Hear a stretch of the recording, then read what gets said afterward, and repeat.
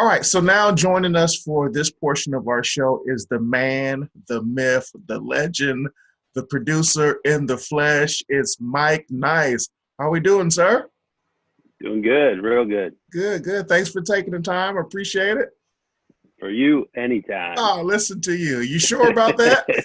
Well, let me ask for a wife. Yeah, there you go. Yeah. But nonetheless, I do appreciate the time and you joining us. Clearly and obviously, we've been spending a lot of moments together here over the last year or so. So I did want to thank you for joining us and coming aboard. So it's not often that we get a chance to get the director of producers standpoint on things, but for that sake, I want to kind of go through your thoughts. You know, when we first hooked up to talk about and to do this project, it started off just in conversation.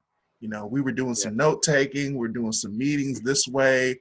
And from the start of the Tamar project to the middle to the end, I mean, kind of how did it progress for you? How did it start off where you kind of like, I don't know about this? And then where were you on that ride? No, I was in from the moment you pitched it. Okay. As soon as I heard it, I was blown away by the actual story because I just didn't see it coming. Sure. From the moment that I met you, I was very much floored by how professional you were, how just how full of energy and full of joy you were. So I immediately connected to you and wanted to work with you in some way. Sure. The problem was I was interviewing to be one of your photographers, and you very quickly sniffed out that I was a videographer and not a photographer. Right. So me working on little video projects with you is about the only value I had to throw at you. So I'm glad that we were able to stay connected long enough for this project to come out. So when you did tell me all of this backstory and the idea of putting it to film, I couldn't have been more all in, and awesome. I just couldn't believe that you came through all of these events and became the person that you are today. Yeah, that's awesome. So during the project, and clearly and obviously you've been learning a lot about me and my backstory. Is there anything? Yeah, exactly. What stood out to you the most outside of the things that you were learning? Is there any interviews? Is there any interactions or any conversation, or just in general, what really hit home with you, or what's been hitting home with you? The strength of your aunt. Yeah. The amount of love that she has for her entire family to step up the way that she did. After having lost my dad, that's the first time I knew what grief really was.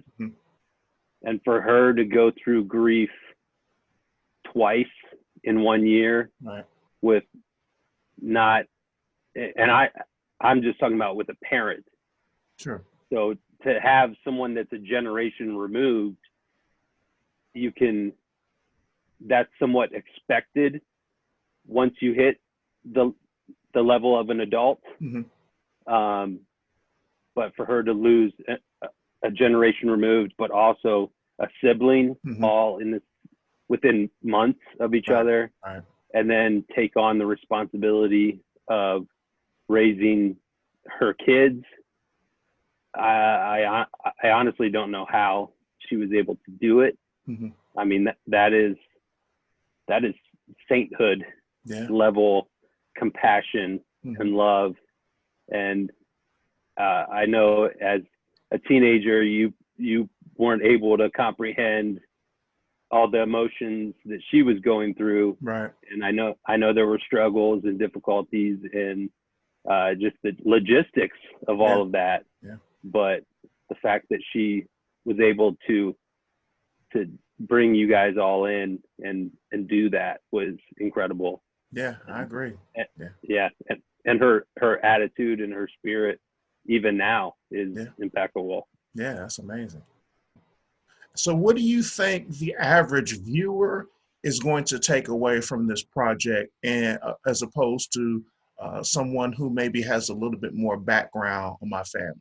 Or do you think there will be that much of a difference? I think the average viewer is going to relate to, number one, that they're not alone in going through really, really difficult times. Right. And then to know that the times that they went through, and number one, not only you going through this situation, but every single member of your family needed help. Right. And I know all of the kids wish that the adults could have given them more help, but all of the parents were mourning and struggling, and they needed help. Right. And I know at one point I had mentioned to you, shouldn't somebody have thought, this kid just lost his mother at the hands of his father, who is now going to prison. Shouldn't that send up a red flag in the system that we should reach out and help this kid? Yeah. And nobody did. Yeah. They just figure, oh, he'll be fine. Yeah. Yeah. Somebody in the family will figure it out. But don't you think everybody in the family is struggling to deal with this situation? Right. And there's no counseling, there's no financial help, right. There's no food coming to this kid, right. who now has no parents to provide for him. Like, what are we doing as a society in whole to keep a family together, keep a family supported emotionally and physically, even right. when it's been destroyed by a tragedy? Yeah. I mean, you could have lost your parents in a car accident, right, at nobody's fault, and you would still be dealing with a trauma right. and a lack of provision, and nobody's there to provide for you, and your whole family would still be mourning. Yeah. And it just so happens that you're dealing with something even more complicated than that. So counseling is a big one. Why wasn't that automatically offered to you and your cousins and your aunt? I don't understand that, and it's still not a thing. Yeah. We don't take mental health seriously. Yeah. So I think a lot of people are going to watch this, and they're going to think about things that they have dealt with, things they're still dealing with, and they're going to say, yeah, why haven't I gotten help for the things that I've gone through, with the things that I'm going through? And maybe I should reach out and just find somebody to talk to and help me get past this one hurdle that I can't ever get past. Yeah. Because it always gets better. There's more light at the end of the tunnel. You just got to get through the tunnel. Yeah. And to that point, because you speak so poignantly and so passionately about that, why do you think it is that either people don't seek out the help, or the help is not, given in advance? Do you think, and I don't want to get all into, conspiracy theories or whatever have you, but do you think it's just, something that fell through the cracks, or do you think there was a lack of knowledge or a lack of resources at the time? Maybe now, is there a stigma around, that you're weak if you seek for help? Or why do you think people are just not getting mentally or physically what they need when they're going through trying times? I think most of it is pride. Okay. Most people see it as weakness to reach out for help, because the first step of seeking help is admitting that you're not whole. Right. And nobody wants to admit that. It's that stigma of, I don't want to admit that I have a problem, but when you go seek counseling, it's not admitting that you have a problem. Okay. It's just admitting that you need somebody to talk to. You need somebody, you just need assistance. Mm-hmm. And it's not even that you're broken or that you aren't whole. Mm-hmm. It's that there's resistance between who you are right now and who you want to be. Okay. And it's like, I think of it as when you're swimming, there's surface tension on top of the water. And when a swimmer has their head down and they turn to take a breath, there's very little surface tension between when their mouth is under the water and when they break that surface tension and they come up and take a breath.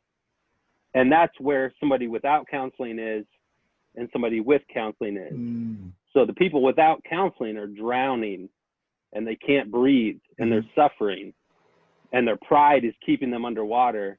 And all they need is to break that little bit of surface tension. It's not much, but a counselor can just give you that little nudge to get you past that surface tension to help you breathe and just get that breath and get you past, and that'll give you the strength and drop that anxiety to help you keep swimming and help you move forward. Yeah, that's awesome. And we have officially gotten our first swimming parable of the day, so that makes it even more amazing. Wow. Thank you for that. Yeah. And maybe the last one here, I'll throw in the spot with this one. How has things been dealing with me putting together this trailer? I feel like I'm all over you, man. I'm like, hey, change this, fix this, do this, tweak this. Was I too bad, man? No. It's great because, and I come from a media production place where the editor has their suite, and then we always have a table behind them where the clients sit. And I always think, man, that's got to get so frustrating, having the client sit right behind you watching you edit. Right. And then I jumped on this project and at least you weren't sitting right behind me, but I literally have a camera right behind my shoulder filming me edit so that you can watch me edit. But that's just to keep me honest, and you can watch my time and all that. But no, it's good because at the very beginning, I need to know exactly what you're looking for as far as style, cuts and edits and color and all these transitions and stuff, because at the end of the day, that's just going to make us more efficient as we go through the entire project. Yeah, so I thank you for all of that, man. And I thank you for your time in general. As I've mentioned to you before, there was no way that we could have gotten to this point without not only your work, your attention to detail, your passion, even from something as simple as bringing your equipment to being flexible with your time. I mean, we're taking you away from your wife and your baby girl and whatever else you have going on. So I just want to thank you again for soaking it all up. Also, I mean, there's a lot to dump on you. I'm dumping my whole life story on you. My auntie's dumping her portion of the story. My cousins, everybody's dumping all this stuff. We're like, here's all this stuff. Fix it, put it together, put it on film, and don't mess it up because it's my whole life story. So I can't thank you enough for everything you've done up to this point, and certainly excited for the things going forward, and forever grateful and appreciative. And thanks for your time today as well. Yep, it's an honor. Happy to do it. Yeah, thank you, man.